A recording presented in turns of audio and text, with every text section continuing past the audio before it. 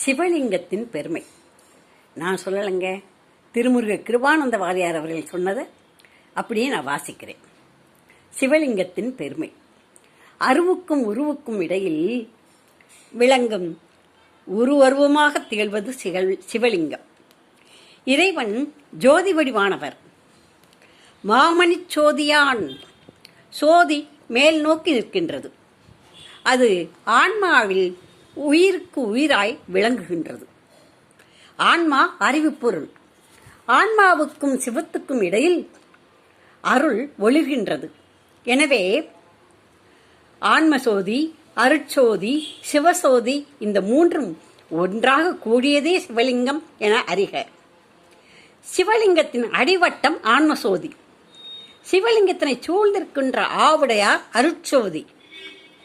மேல் நோக்கி இருக்கின்ற சிவலிங்கம் சிவசோதி. இந்த மூன்றும் சேர்ந்து சிவலிங்கமாக நமக்கு காட்சி தருகின்றது. இதுவே சிவலிங்கத்தின் அருமை.